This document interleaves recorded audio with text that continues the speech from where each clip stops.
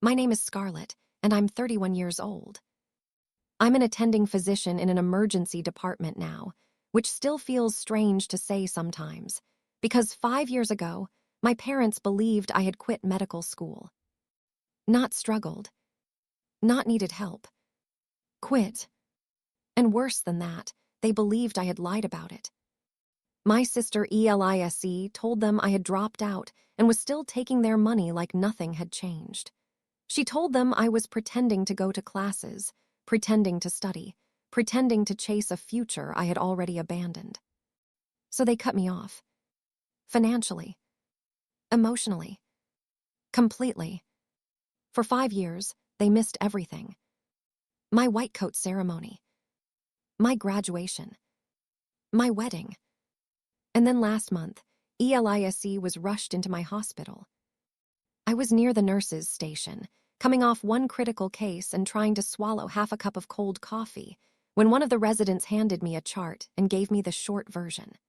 Female patient, early 30s, severe abdominal pain, unstable vitals, family in the room, possible surgical emergency.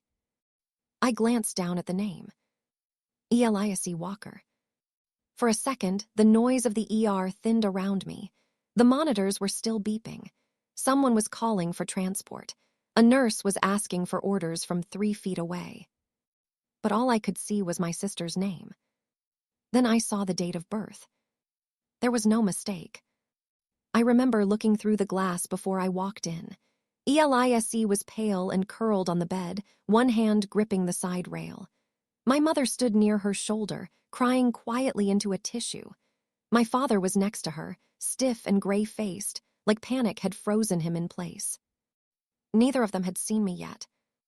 I had imagined seeing them again so many times over the years, in grocery stores, at airports, at family funerals, maybe in a restaurant where I would have enough time to decide whether to walk away. I never imagined it would happen with me, wearing a badge that said attending physician. I walked in because Elise was my patient before she was my sister. My mother looked up first. Her eyes went to my face, then to my badge, then back to my face. Her mouth opened, but nothing came out. Then she grabbed my father's arm. He turned toward me, and for the first time in 5 years, both of my parents looked at me like they were seeing a ghost who had walked in wearing a white coat. Neither of them could speak. And I wish I could tell you I felt nothing. But that would be a lie. If you know what it feels like to be treated like the villain in a story you never wrote, tell me where you're listening from. Drop your city and local time below, because stories like this reach people who have been quiet for a long time. Subscribe if you want more stories where quiet people finally get heard. Like this video if you're already on Scarlet's side, and turn on the notification bell so you don't miss the next one. Around here, the truth may take years to arrive, but it does arrive. Now let me take you back.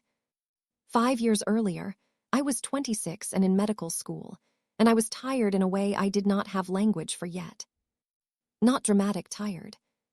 Not lazy tired. The kind of tired where your bones feel borrowed. Where you eat standing up because sitting down makes you realize how badly your feet hurt. Where every unanswered email feels like proof you are already failing. I was not the best student in my class. I was not effortlessly brilliant. I studied harder than some people because I had to. I color-coded notes, rewrote lectures by hand, recorded myself explaining diseases out loud, then listened to them while doing laundry. My parents helped with part of my rent and some school expenses. I was grateful, but I hated needing it. I already felt like every dollar came with invisible pressure attached. Elise knew that. She was 2 years younger than me, and she had always been easier for my parents to love out loud. She called more, she cried more. She knew exactly when to say she missed them and when to make them feel needed. I was different. I was quieter, more private, more likely to say, "I'm fine," even when I was. In my family, that made me seem cold. Elise seemed soft. So when she started asking questions about my schedule, I didn't think much of it. She asked what rotations were like. She asked why I missed Mom's calls. She asked if I ever thought about taking a break. She asked how much rent was. She asked whether school records were private. At the time, I thought she was finally trying to understand my life. That is the part that still embarrasses me. I gave her pieces of the truth. I told her I was exhausted. I told her one of my exams had gone badly. I told her I had cried in my car after a 12-hour day because I could not remember the last time I had slept through the night. I told her there were moments when I wondered if I was strong enough. What I never told her was that I quit. Because I hadn't. But ELISC took my exhaustion and shaped it into something uglier. A week later, my parents asked me to come over on a Sunday afternoon. Their voices sounded strange on the phone, too careful, too flat. When I arrived, ELISC was already there, sitting on the couch with a mug of tea in both hands like she had been through something difficult. My mother looked like she had been crying. My father did not ask me how I was. He asked me how long I had been lying. I remember standing in the doorway with my backpack still on my shoulder, because for a second I genuinely thought I had misheard him. Then my mother said ELISC had told them everything. That I had quit medical school. That I was pretending to still be enrolled. That I was taking their help while hiding the truth because I was too proud to admit I had failed. I said no immediately. Not calmly, not gracefully. I was too shocked for grace. I told them I was still enrolled. I told them I had exams, rotations, tuition statements, emails, everything. I pulled out my phone with shaking hands and tried to open my student portal. My father didn't even look. That was the first moment something inside me cracked. Because they were not confused. They were not asking. They had already decided what kind of daughter I was. ELISC sat there with wet eyes and whispered that she was only trying to help me stop pretending. My mother covered her mouth like ELISC was the brave one. I looked from one face to the other and realized the truth had entered the room too late. Not because I lacked proof, but because proof only matters to people who are willing to see it. My father said they would not support dishonesty. My mother said they loved me, but they could not enable me. And when I kept denying it, when I refused to confess to something I had not done, their faces hardened. That was when I understood. They were never asking for my side. They were asking for a confession. The cutoff happened in layers. First, it was the money.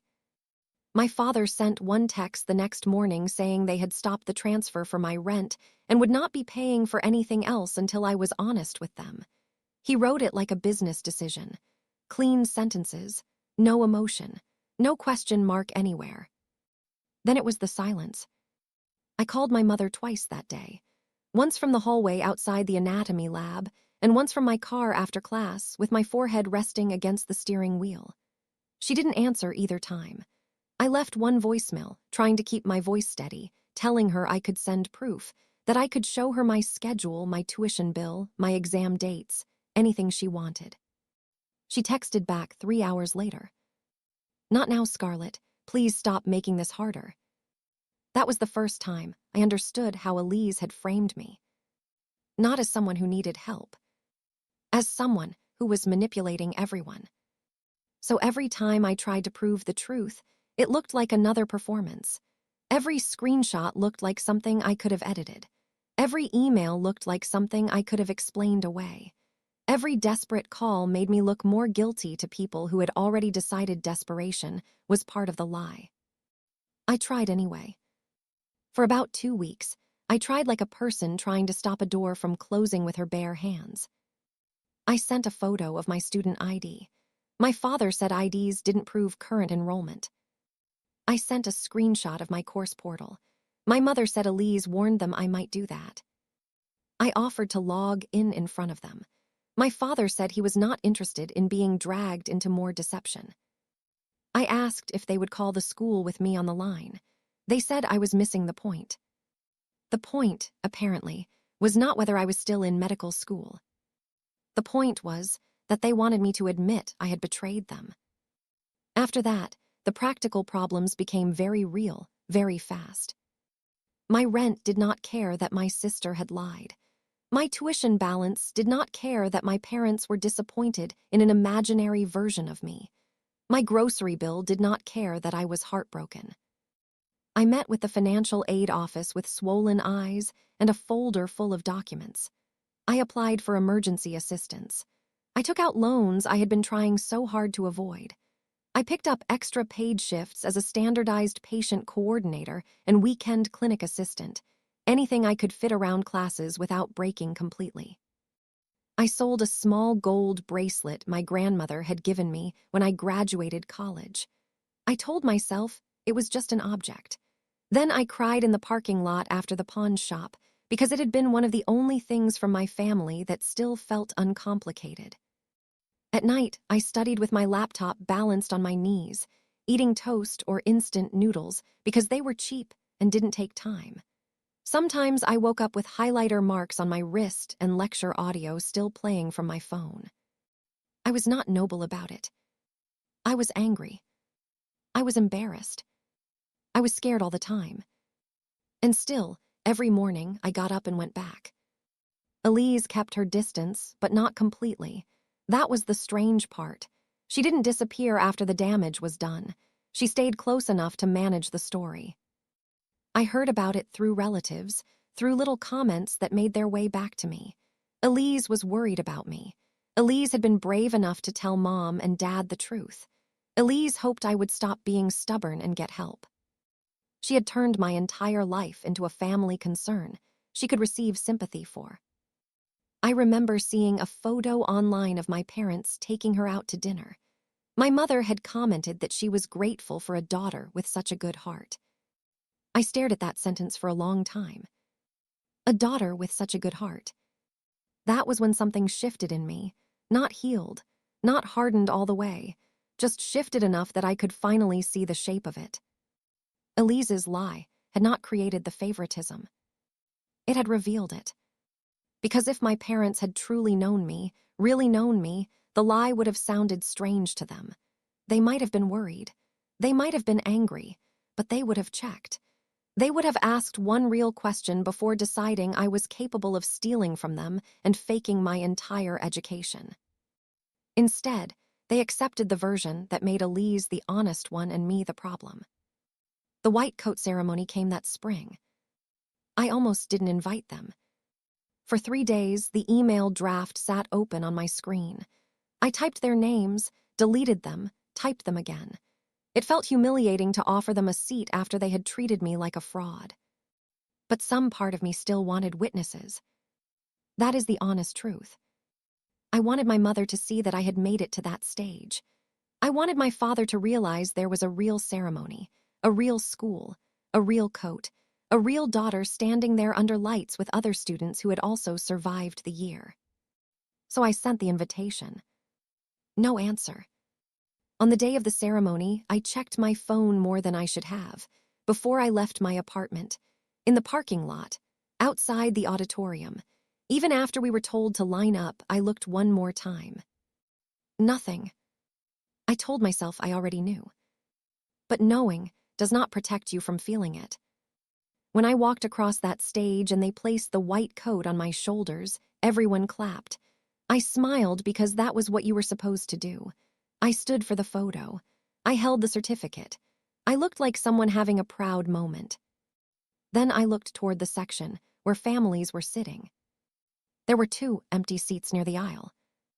I had saved them without admitting to myself that I had saved them. That hurt more than the money. More than the cold texts. More than the accusations. Because the coat was not just fabric. It was proof that I had not quit. It was the thing they said I was pretending to chase. And they still were not there. After that day, I stopped writing long messages. I stopped trying to explain my heart to people who had already decided it was dishonest. But I did start saving things. Enrollment emails, tuition notices, exam schedules, ceremony photos, copies of invitations, screenshots of messages I had sent and never received answers to. At first, I told myself I was saving them in case I ever needed to prove the truth.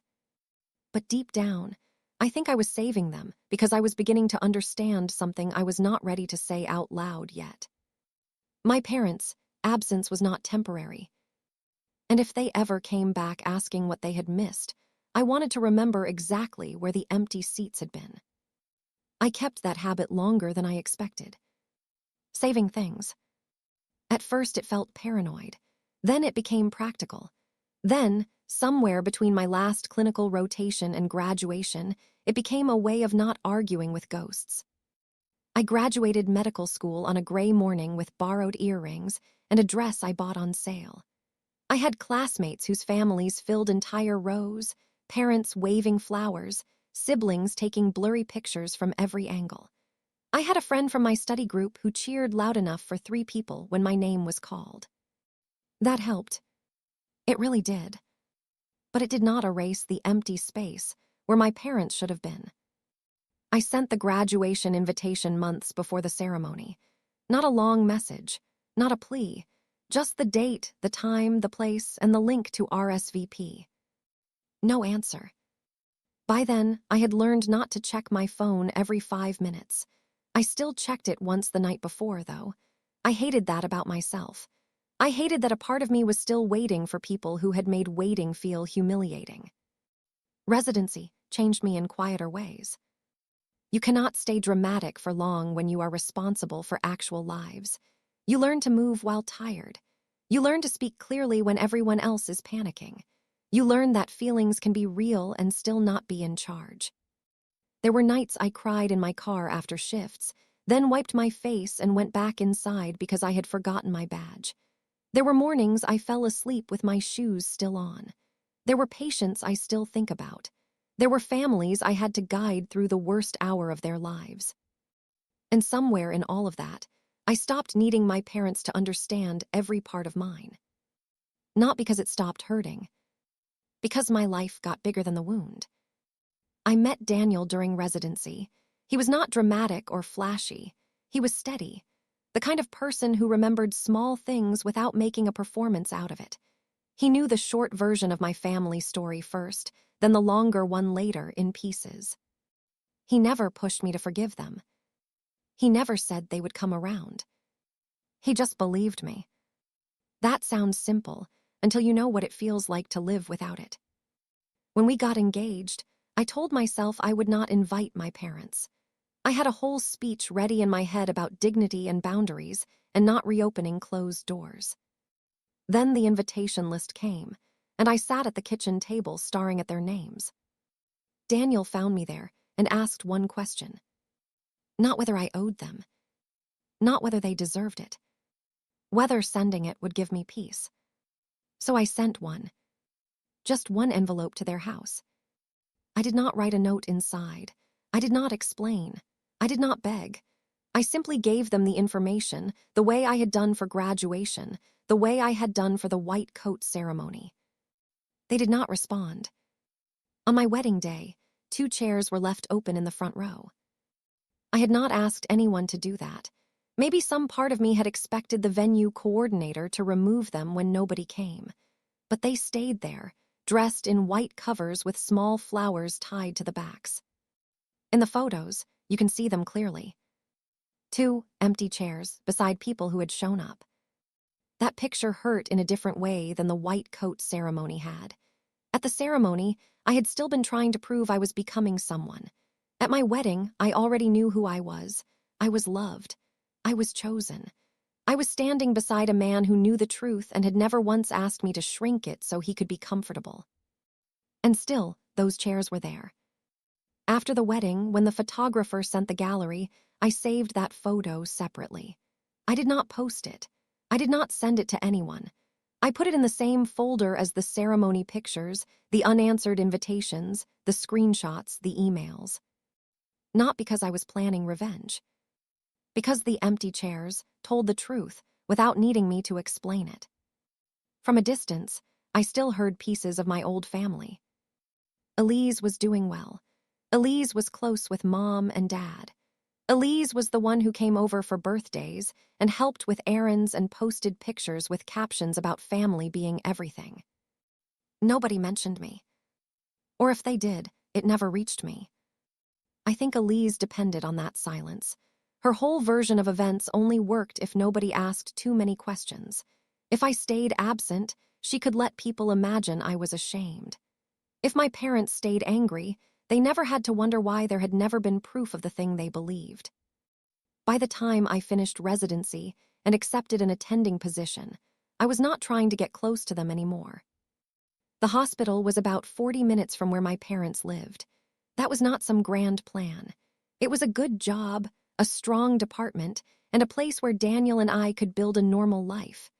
I knew there was always a chance I might see someone from my past, but hospitals are big, busy places. You tell yourself the world is not that small. Then, last month it was. The ER was already backed up that afternoon.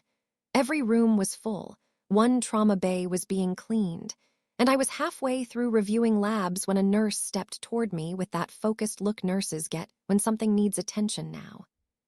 Possible acute abdomen, female, unstable vitals, family says symptoms worsened fast.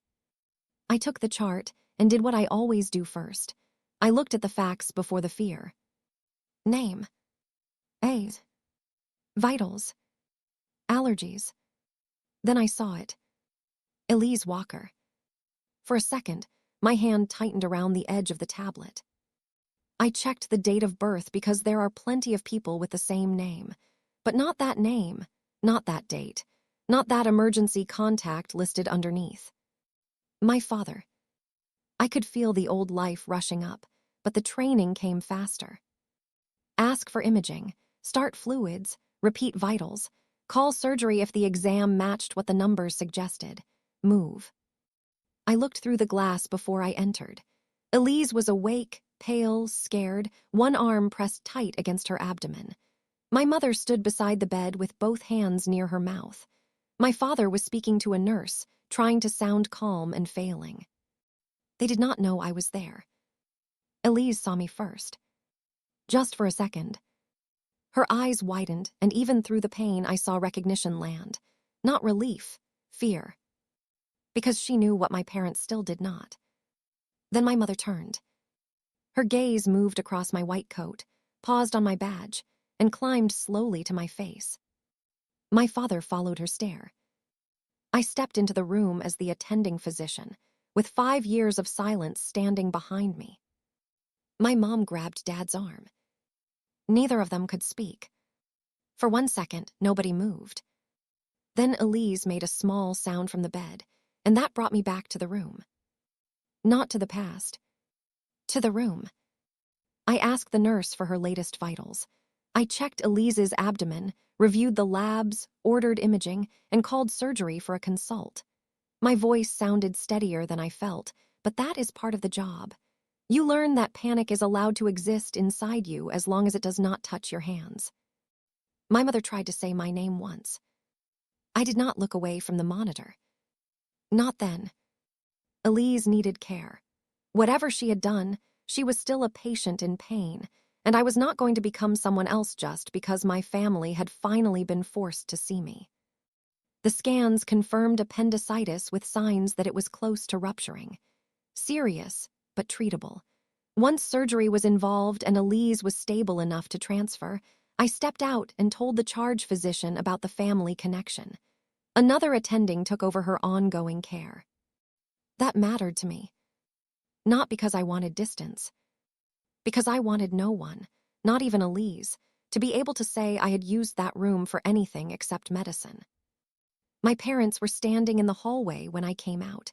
My father looked smaller than I remembered. My mother kept staring at my badge like the letters might rearrange themselves if she looked long enough. Scarlet Walker, MD. Elise was awake enough before they moved her to surgery to understand what was happening. She kept shaking her head before anyone accused her of anything.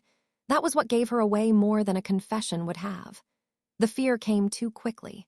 The excuses started before the questions did. My father turned toward her slowly.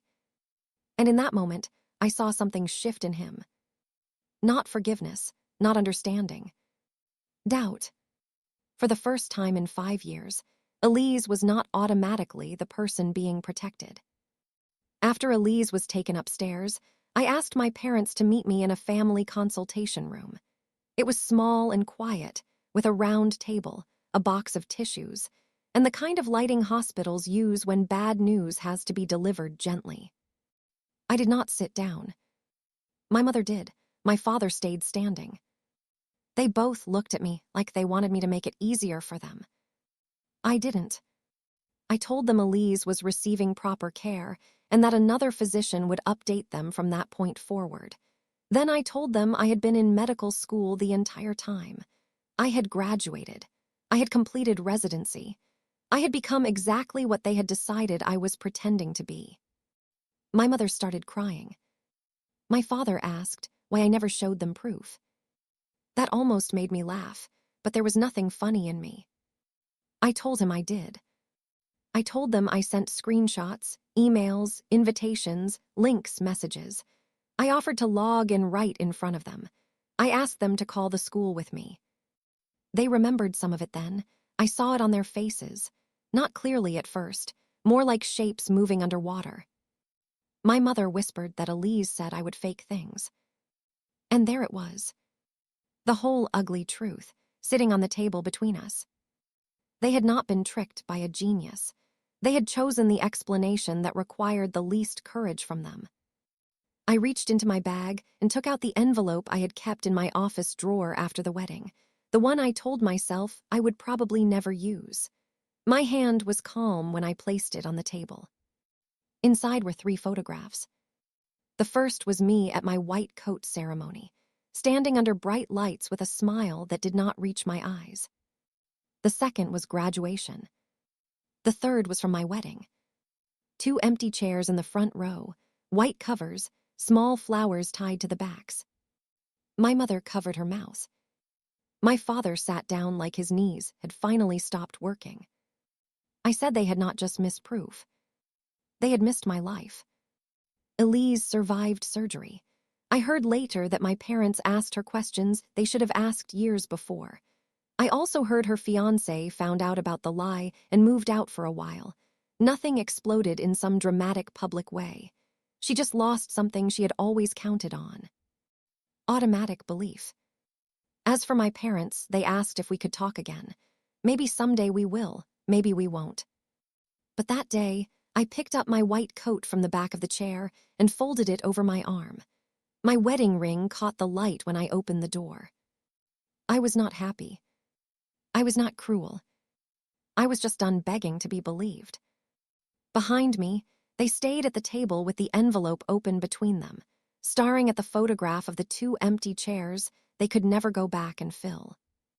Family is not proven by blood. It is proven by who shows up before the proof is convenient.